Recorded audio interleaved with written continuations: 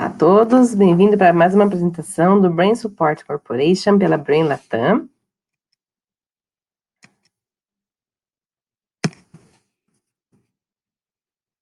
Eu sou Clarissa Cavarça Miller e vou falar hoje sobre neurocirurgia e como alcançar os alvos para neurocirurgia, o alvo para neurocirurgia, causando o menor dano possível no tecido do sistema nervoso.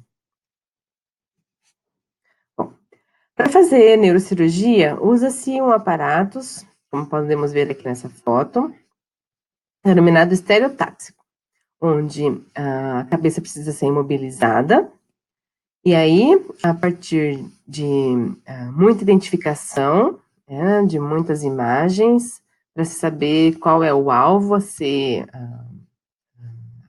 tratado ou retirado, dependendo do tipo de cirurgia que precisa ser feita. A gente vai falar um pouquinho mais sobre isso.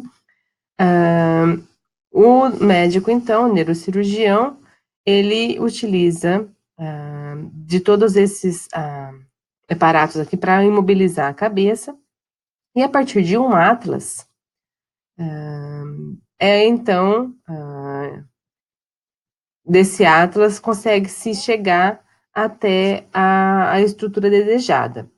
O atlas, ele é composto por ele é feito a partir de imagens, onde são dadas coordenadas para se conseguir chegar. E as coordenadas, então, são aplicadas nesse aparatos aqui e milimetricamente selecionadas para se chegar ao alvo. Então, aqui a gente tem um exemplo de um atlas humano para estereotaxia. O atlas, ele consiste de quê? É, então, realizado todo um mapeamento de todas as estruturas e a medida, de acordo com certas referências, aqui, então, utilizamos o bregma como referência, seria o ponto central, para se, a partir do bregma, desse ponto de referência central, ter as medidas laterais, posterior e anterior. Além disso, também, dorsal e ventral. Então, a gente tem esse atlas com as coordenadas de cérebros de diversos animais, não só dos humanos, mas também de roedores, primatas, coelhos. Tem-se um mapa de estereotaxia para diversos animais, para se poder realizar cirurgias de estereotaxia. Esse mapa, então, ele é feito sempre baseado nesse bregma, onde é o ponto zero. Mesmo para os humanos também, utilizado o bregma, que é o ponto zero. O bregma, ele é a junção das suturas aqui dos ossos. Então, a gente vê aqui claramente, né, de acordo com onde há o encontro das suturas dos ossos, a gente chama, então, de bregma. A partir desse bregma, então, ponto zero, a gente vai ter as medidas anterior, posterior, lateral e dorso ventral, de cima para baixo. Esses separados que a gente viu ali para trás, para humanos, ele pode ser adaptado para diversos animais. Então, como a gente tem o atlas para roedores, para primatas, para outros animais, assim também temos o aparato para fazer cirurgia estereotáxica, adaptado ao tamanho dos diversos crânios. Como vimos aqui nessa imagem, a cabeça do paciente está imobilizada, presa a este aparato, onde são então aplicadas as coordenadas para se chegar ao alvo, da estrutura alvo. Da mesma maneira, o cérebro, o crânio dos outros animais, eles vão ser imobilizados aqui. Então, neste caso, são próximos aqui da orelha. Esse aqui é onde o roedor é próximo aqui da orelha, que é preso. E também segura aqui a região da boca com a porção superior do nariz. Este aqui é um software que com a ajuda dessas câmeras é possível realizar o encontro do bregma de uma maneira automática. Então, a gente pode ver aqui que é um Smart Finder para o bregma.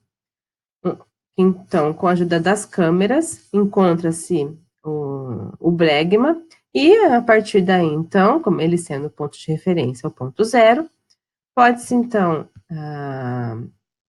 dizer ao software quais são as coordenadas de acordo com o atlas da estrutura de interesse, que deseja se atingir com a cirurgia. E aí, então, o software pode, inclusive, com essas câmeras, fazer o encontrar essa estrutura para você, com braços robotizados. Tudo isso de maneira automática e robotizada, a partir dos dados de um atlas já inserido aqui nesse software. A gente pode ver, então, aqui, que a estrutura desejada vai ser encontrada, então, a partir disso, a realização do buraco que deseja se fazer para encontrar a estrutura-alvo. Então, esse daqui seria um caso de estereotaxia robotizada, né? A gente tem aqui, então, os braços do estereotáxico acoplados nesses cabos que mandam, então, que recebem, então, todos os sinais, né, do software, que vai fazer, então, o encontro robotizado da estrutura controle, da estrutura desejada. A estrutura desejada aqui, no caso, é essa representada em verde, e esse em cor-de-rosa, então, é o eletrodo, a cânula, ou qualquer coisa que seja, para se chegar até a estrutura desejada. A estrutura desejada está representada aqui em verde e ela é do Atlas. Então, esse daqui seria uma foto do Atlas, de um roedor, onde a gente tem, então, aqui uma secção, a gente pode ver, e dessa secção a gente tem todas as coordenadas a partir do ponto zero do bregma.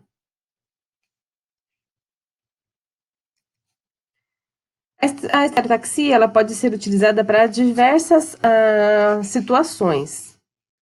Na pesquisa, por exemplo, né, pode-se utilizar a estereotaxia para a injeção de drogas, de toxinas, para realizar modelos animais, para diversas disfunções. Então, pode-se injetar drogas tanto para a realização de modelos, né, quando você quer lesionar certa estrutura, como, por exemplo, no Parkinson, onde a gente precisa injetar certas toxinas direto na substância negra para fazer com que a gente mate seletivamente os neurônios dopaminérgicos para se ter um modelo de Parkinson. Então, dessa maneira, ocorre a injeção de toxinas. Outra aplicação seria a injeção de drogas, no caso de tratamentos direcionados com um alvo específico numa estrutura. Pode-se fazer também estimulação elétrica. Então, utilizar da estereotaxia para introduzir eletrodos na estrutura desejada, né? Normalmente é no tálamo, por exemplo, para o caso de epilepsia. Então, coloca-se um eletrodo que vai diretamente na região do tálamo para se realizar estimulação elétrica. Outra opção seria a optogenética. A optogenética utiliza-se da estereotaxia para abrir uma janela no córtex e, dessa maneira, poder analisar e estudar a estimulação dos neurônios em vivo nos animais com essa janela aberta na região do córtex. Pode-se também realizar voltametria, onde são, então, analisadas diferenças de potenciais com a liberação de neurotransmissores nas regiões de interesse. Em humanos, a estereotaxia ela vai ter uma utilização mais no sentido de tratamento de alguma disfunção. Por exemplo, no caso de tumor, a retirada de tumor. A estereotaxia vai, com as coordenadas, né, após ser feito um diagnóstico por imagem, pode-se, então, utilizar a estereotaxia para ir diretamente na região do tumor tendo um grande estudo prévio da cirurgia para se saber qual vai ser a melhor abordagem para a retirada daquele tumor, causando o menor dano possível no paciente. Da mesma forma, para o foco epilético, a necessidade, então, de um estudo prévio, de onde está o foco epilético. Esse estudo é realizado com vídeo EEG, com ressonância magnética, e aí, após o diagnóstico bem específico e bem detalhado, é então realizada a cirurgia para remoção do foco epilético, nos casos de epilepsia de difícil controle e fármaco resistente. Pode-se também utilizar a estereotaxia para cirurgias de aneurisma, né, para fazer uma correção vascular no paciente que apresenta um aneurisma felizmente, preventivo, ou mesmo após ele ter se rompido numa necessidade de urgência, né, numa urgência de cirurgia. A outra possibilidade também é o tratamento de Parkinson e epilepsia no caso de estimulação elétrica, como eu já citei, né, existem eletrodos profundos que são inseridos no cérebro dos pacientes, e esse eletrodo, ele serve vai realizar através desses eletrodos, os estímulos elétricos na região de interesse, a fim de diminuir os sintomas, tanto do Parkinson quanto as crises epiléticas. Bom, mais informações sobre esse assunto pode se encontrar no texto do blog, lá no site do Brain Support. Esse aqui seria o endereço, mas você pode simplesmente entrar no site do Brain Support e procurar pelo blog aqui, no link do blog. E nesse link, você vai encontrar bastante informação a respeito disso, assim como outros links relacionados a informações como o software do Smart Finder Bregman, e também do robô estereotaxi para fazer a estereotaxia robotizada. Obrigada. Espero que vocês tenham gostado, e qualquer dúvida estou à disposição.